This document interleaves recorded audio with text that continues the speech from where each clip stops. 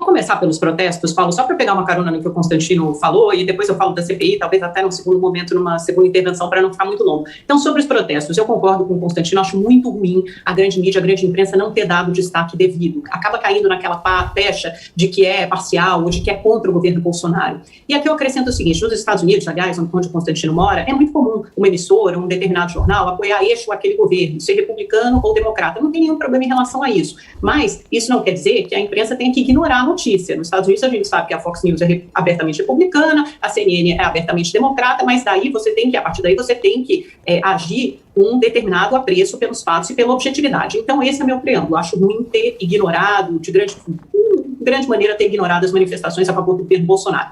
Dito isso, quero fazer algumas considerações. Primeiro, não acho que essas manifestações sejam as maiores de que já se ouviu falar ou se ouviu notícia. O próprio governo Bolsonaro conseguiu reunir muito mais gente nas ruas em 2019. Tudo bem que era um momento pré-pandemia, mas naquele momento noticiou-se 500 mil pessoas na Avenida Paulista, 20 mil em Brasília, no Distrito Federal. Hoje a gente, ou melhor, no sábado, a gente não viu um contingente tão expressivo, embora tenha sido um número substancial. A meu ver, na minha opinião, na minha avaliação, é um número que está muito mais ligado ao núcleo duro bolsonarista, que é a favor de ideias disseminadas amplamente pelo presidente Bolsonaro e seus apoiadores, e é um pessoal que tem um know-how, tem uma mobilização muito grande de manifestações, justamente porque surgiu nos protestos de 2013, né, contra a presidente Dilma, contra os governos do PT, e foi ganhando esse ensinamento, essa maneira, esse entendimento de como se mobilizar, e de como angariar apoio, e de como sair às ruas e fazer as manifestações. Então, e é uma manifestação, é um público muito ruidoso, muito barulhento, então a gente tem a impressão, a percepção, às vezes, de que é um apoio maior do que realmente é. As pesquisas não mostram isso, elas mostram uma crescente impopularidade do governo, né? Daí a gente está na CPI da Covid, porque a gente tem problemas de que é um governo acuado, de que é um governo que não consegue fazer a economia andar, a gente tem números ruins de desemprego, possivelmente uma recessão técnica com 2 trimestres de queda, ou pelo menos crescimento zero nesse primeiro semestre. Então a gente tem problemas que são muito concretos e a diminuição do auxílio emergencial depois de um apagão de 4 meses. Outra coisa, a mensagem, a sinalização que esses manifestantes levaram às ruas é muito ruim. Essa mensagem, essa hashtag, eu autorizo o presidente, quer dizer, autoriza o quê? O presidente vai contra as ações de prefeitos e governadores que são amparadas pela Constituição, que já foram referendadas e receberam em mais de uma oportunidade aval do Supremo Tribunal Federal? Porque para o governo, e o presidente Bolsonaro pediu uma sinalização do povo, e esse povo, que ainda é um povo minoritário, que o apoia, foi às ruas e deu essa sinalização, mas qualquer ação que o Bolsonaro fizesse daqui para frente teria necessariamente que passar por uma via à margem da Constituição. Pela via constitucional, não há o que o Bolsonaro fazer. E, de fato, ele tem atuado muito mais na esfera do discurso do que da ação, da prática propriamente dita. Então, eu acho essa sinalização, né, de vias tortas para conseguir o objetivo do presidente muito ruim. Muito bem, meu caro Serrão, a Amanda traz a hashtag, né, que os apoiadores do presidente soltaram na internet, o eu autorizo. O que significa isso? Pois é, hoje no meu artigo no site da Jovem Pan eu chamo atenção para essa questão. O presidente Jair Bolsonaro, ele não pode confundir popularidade com soberania para o exercício do poder. Claramente, o que a população nas ruas no sábado cobrou do presidente foi que ele haja com soberania do poder, já que as pessoas indignadas nas ruas estão percebendo que há uma predominância muito forte do que nós chamamos de poder supremo sobre os demais poderes. No caso aí o executivo, o legislativo, até o judiciário e inclusive o poder militar, calado, quietinho, profissional, há muito tempo restrito ao mundo dos quartéis, como tem que ser. Então, o recado das ruas foi dado. A rua quer, o povo quer que o presidente Bolsonaro exerça sua sabedoria, sua soberania contra o establishment, que está massacrando as pessoas hoje. Esse daí é o ponto claro da manifestação impressionante, inesperada desse fim de semana, que deixou oposição e a mídia amestrada bestificados e preocupados. Já tem até o medo de que nem possa surgir a tal da terceira via que permita uma disputa contra a bipolaridade Bolsonaro versus algum candidato do PT, que pode ser o Lula. Então, desenha-se aí o quadro para a sucessão presidencial que foi antecipada, mas com muita antecedência. Muito bem. Constantino, você está me pedindo a palavra?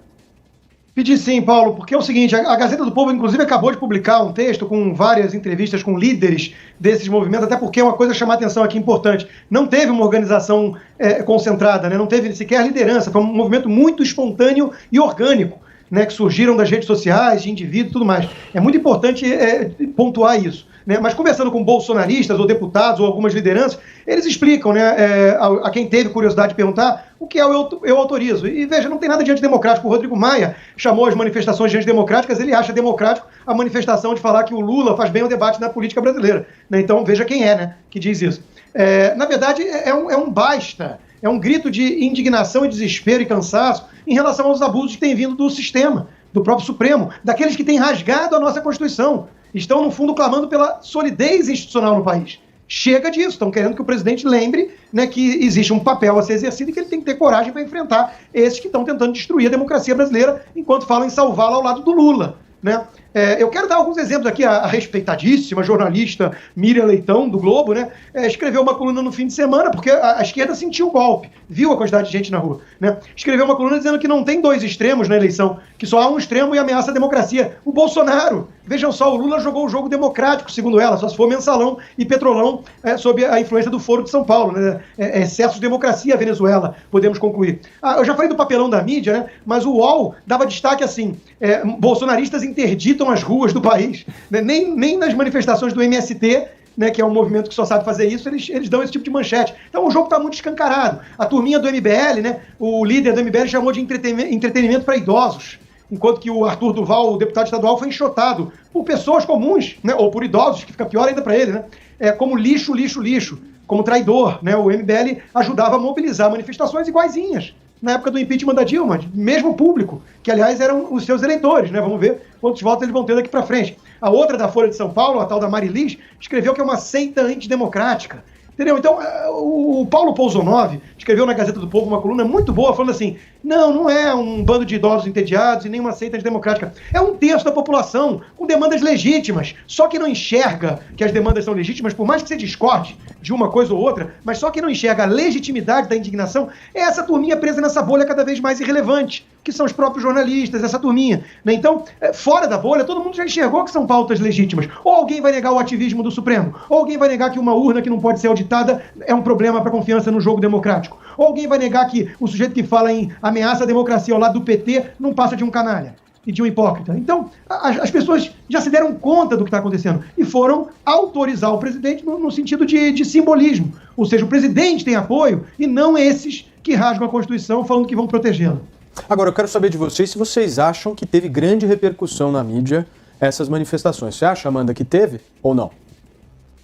Não, acho que não, Paulo. Eu já falei isso no começo, na introdução, no preâmbulo do meu comentário anterior. Não acho que tenha tido grande repercussão e até critiquei que não tenha tido. Eu acho que tem que ter repercussão por um apreço aos fatos e a objetividade e criar a narrativa e o discurso correto, independentemente do lado que você apoie. De novo, um veículo de imprensa pode ser a favor de determinado governo e contra outro, mas ele precisa se ater à objetividade dos fatos. Agora, eu não concordo com o Constantino de que essa sinalização do eu autorizo seja algo tão inocente ou ingênuo assim. Não se trata de nada inocente nem ingênuo. E quem tomou as medidas restritivas não foi uma invencionice do Supremo Tribunal Federal. Nosso sistema de saúde público é tripartite, isso está muito objetivamente esclarecido na Constituição. Tudo que o STF fez foi referendar isso no momento em que o presidente Bolsonaro queria determinar o que era ou não atividade essencial, ou seja, queria interferir na autonomia que prefeitos e estados tinham para fechar um determinado comércio em detrimento de outro. Então, quem tem que fazer essa análise objetiva são prefeitos e governadores. É isso que está expresso na Constituição e foi apenas isso que o Supremo Tribunal Federal entendeu. Isso aconteceu no Brasil e aconteceu em mais de 100 países no mundo. Então, quer dizer, se você olhar para a Europa, para os Estados Unidos, mesmo aí onde você mora, eu entendo que é diferente, você tem uma federação muito mais ativa, mais atuante, mas o Brasil também é uma república federativa. Então, estados e municípios têm autonomia e têm legitimidade para tomar suas decisões,